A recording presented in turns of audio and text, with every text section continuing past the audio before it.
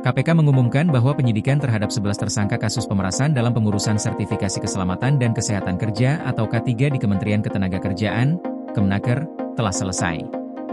Penyidik KPK kini siap untuk menyerahkan berkas perkara ke jaksa. Juru bicara KPK, Budi Prasetyo, menjelaskan bahwa penyidik saat ini tengah menyelesaikan berkas perkara dugaan tindak pidana pemerasan terkait pengurusan sertifikasi K3 untuk 11 tersangka. Berkas tersebut direncanakan akan diserahkan dalam tahap 2 ke Kejaksaan pada esok hari. Kasus ini melibatkan sejumlah pejabat di Kemenaker yang diduga melakukan pemerasan sejak 2019. Biaya pengurusan sertifikasi yang semula hanya Rp275.000, secara tidak sah dibebankan hingga mencapai Rp6 juta. Dari selisih biaya yang dibayarkan oleh pihak pengurus sertifikasi K3 dengan biaya yang seharusnya, uang tersebut diduga mengalir ke beberapa pihak. Total kerugian negara yang dihasilkan dari pemerasan ini mencapai Rp81 miliar. Sebagai bagian dari proses penyidikan, KPK telah menetapkan 11 tersangka utama, yang terdiri dari pejabat Kemenaker dan pihak terkait lainnya.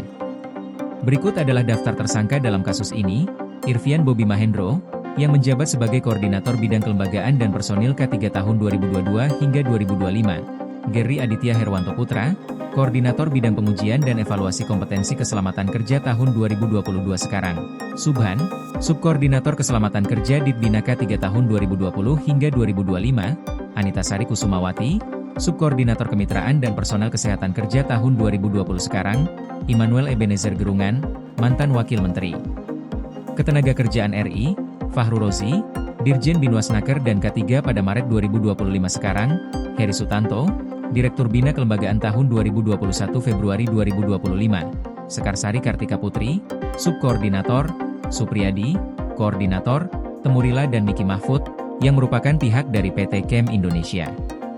Selain itu, KPK juga telah menetapkan 3 tersangka baru dalam kasus ini. Sehingga, total tersangka yang terlibat kini mencapai 14 orang. 3 tersangka baru tersebut adalah CFH, HR, dan SMS.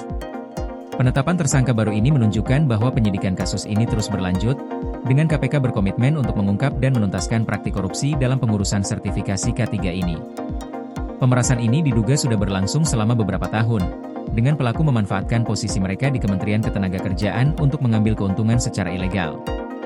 Uang yang seharusnya digunakan untuk pengurusan sertifikasi keselamatan dan kesehatan kerja dialihkan ke pihak-pihak yang terlibat dalam praktik pemerasan ini.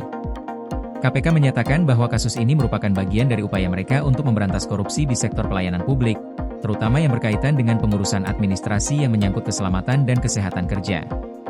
Dengan penuntasan penyidikan dan penyerahan berkas perkara ke jaksa, KPK berharap proses hukum dapat segera dilanjutkan untuk memastikan bahwa para pelaku pemerasan ini mendapatkan hukuman yang setimpal dan memberikan efek jera bagi pihak-pihak lain yang mungkin terlibat dalam tindakan serupa di masa depan.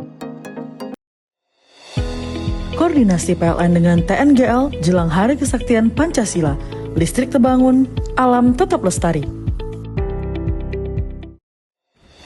Panen perdana garam Aceh. PLN hadirkan energi untuk UMKM di momen menyambut Hari Kesaktian Pancasila.